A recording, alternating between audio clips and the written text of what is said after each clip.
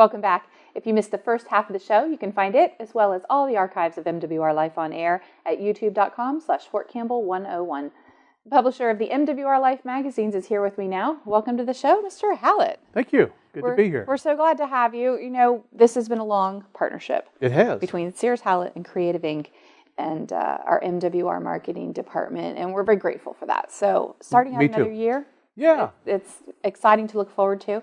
But take us, if you will, back to, well, even before August of 2006 when the MWR Life magazine came out, and tell us how you ended up to be our partner in this process. It was an interesting process, but Marty Sims was at the root of it, and I had just finished up the Clarksville Visitor's Guide.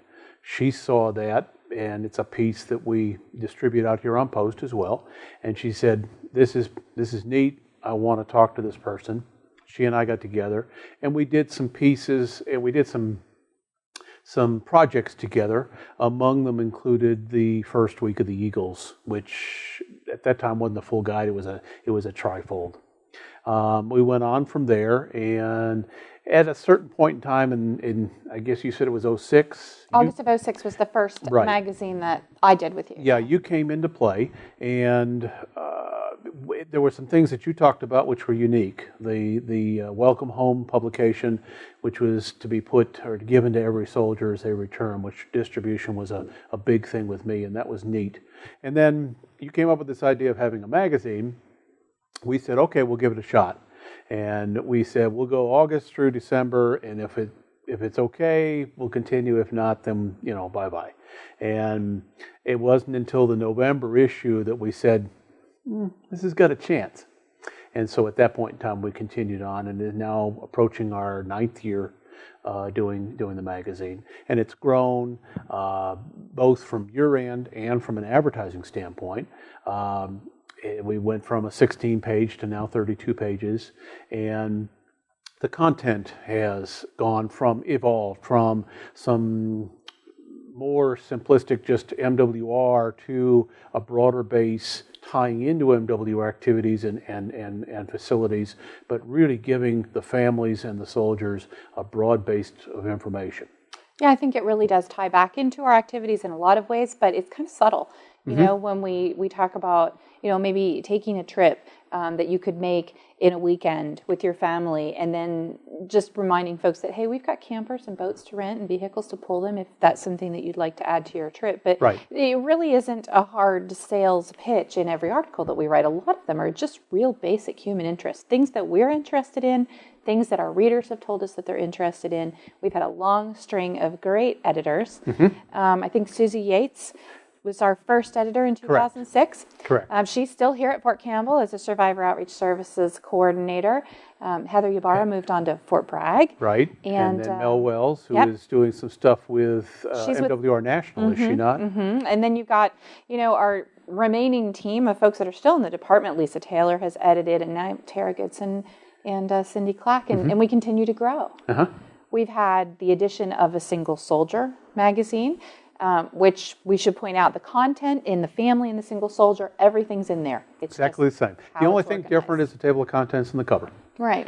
And the positioning of some of the stories. Right. Which is a unique way to make it work, but it does. And the Single Soldier magazine is one of the ones that gets taken off the racks very rapidly. And so it means that we're reaching that audience with the kind of content, the kind of information that they're after. It's an aid also from an advertising standpoint.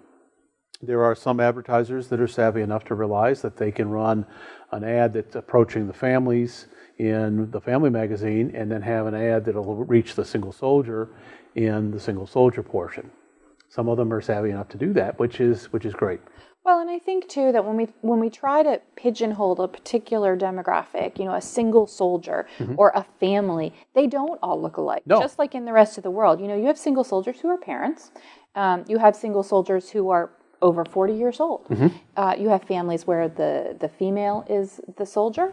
You have dual military. There's all kinds of different possibilities that would be a family or a single. Right. And so the content in the magazine is designed in such a way that if we were to take a family article away from a single soldier, that wouldn't really make a lot of sense, because it very well could be something that they're interested in, including something like making treats for their pet. Correct. Because they could live off post outside of the barracks and they could have a pet. Well, more and more I'm seeing a less defined line between the family type articles and the single soldier articles, and kind of a blending of the two. We're working on the February issue as we speak, and I'm in the process of doing the design work on it. And as I laid out the different pages, it wasn't difficult, but it was a little bit more challenging because there was such a blurring of the lines to try and make sure that we keep, if at all possible, the single soldier articles together. But there was such a blending that it almost didn't make a difference. Obviously the one true, if you want to say, single soldier story is the introduction of the new boss president.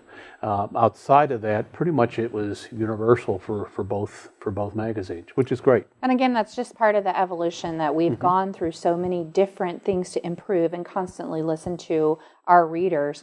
We publish a retiree magazine now. Yep. We've published 3.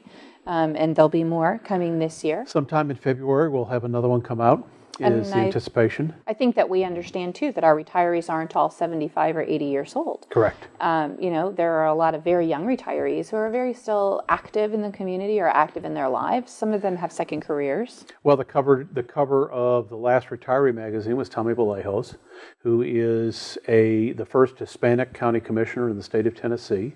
He's in his 40s, and he's very active and has a strong future. He's a great example of somebody who spent some time in the military learning and building and then taking that and carrying it forward. Absolutely. So as we're coming into 2014, now we've got a number of different things that have changed, one of which is we're not inserting the magazine into the Post newspaper, the Courier, any longer. Correct. Now, that was a circulation of 23,000 copies. So from a green standpoint, we've saved a few trees. Yes, we have. And I think we also look at a scenario that what we've done is putting it in the hands of every residence on post through a direct mail service.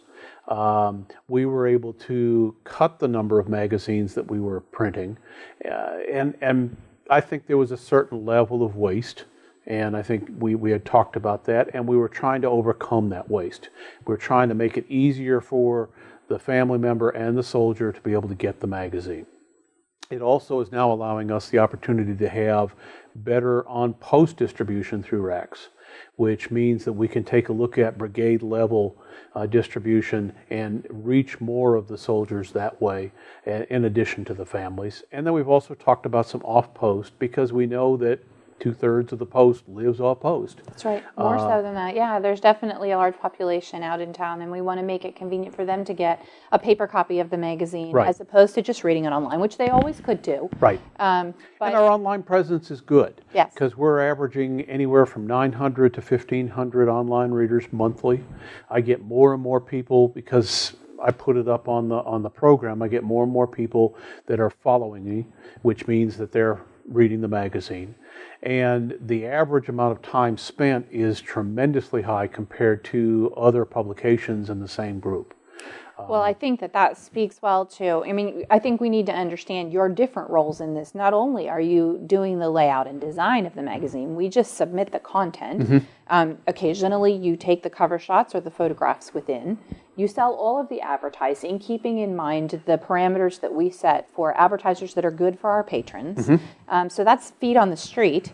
And then you work all of the sourcing with the printing, the delivery. So that's a huge responsibility. Why do you do it? Well, it's a fun job. Let's put it that way. I thoroughly enjoy it, and my most favorite part is the design elements, being able to put things together.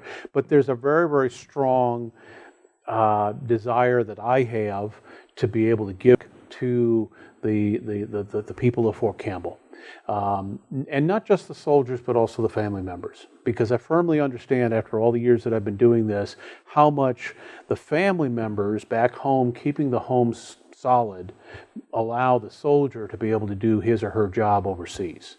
And if it's a small way I'm able to say thank you or give back something to these soldiers and these families, that's my main purpose, my main drive. And we so appreciate it. I think that it's important for our viewers to understand that when they're reading the magazine, that didn't cost the Army a thing. All we did was submit the content to you, so there's some labor hours there in planning and writing, but everything else is taken care of by Creative Inc., your company, and for that we're so very grateful. Well, I appreciate it. And as I said, it's been a match that has been going on now for a number of years, and it's worked very well, I think, for both sides, and I'm happy to do it, and look forward to continued being able to do that in the future. Well, there's so many other things that you do with us that we'd love to be able to talk about at another time. So I hope you'll think about coming back. All right. Maybe it'll be a little less chilly. That could be. It certainly is polar out there today. Thanks so much for being with us, Sears. We truly appreciate you. Stay tuned. We'll be right back after the break. Hit the links for an enjoyable round of golf at Fort Campbell MWR's Cole Park Golf Course. The 18-hole championship course will challenge all levels of golfers, from beginners to advanced players. Stop by the fully equipped pro shop for equipment and apparel by companies like Titleist and TaylorMade. Cole Park Golf Course, your premier golf destination. For more information, call 270-798-4906. Fort Campbell MWR, serving soldiers, families, retirees, and civilians. Welcome back, and thanks for staying tuned to MWR Life on Air. If you'd like more information on family and MWR events and activities, you can check out our website or our Facebook page, or pick up the latest copy of the MWR Family, Single Soldier, or Retiree Life magazines. You can call our 24-hour recorded information line, or join our text club by texting the letters MWR to 68683. Listen to our radio programs on 1400 AM at 8 a.m. or 105.1 FM at 8:30 a.m. on Friday mornings. The program's also rebroadcast on Fridays at 12:30 p.m. on 1400 AM. You can listen to Talk with Tara every Friday from 10 a.m. until noon on 1400 AM and Rendezvous Radio at 1 o'clock p.m. Download the Winamp or Shoutcast apps to listen to the broadcast on your smartphone. To receive weekly information to your inbox, go to fortcampbellmwr.com and click on the MWR e-News icon. This will take you to the MWR e-News registration page, and you'll start receiving the electronic newsletter the following week. I'm Melissa Schaffner. Thanks for watching MWR Life on Air. We're supporting soldiers, families, retirees, and civilians with quality of life events and activities. We are your network of services. We'll see you next week.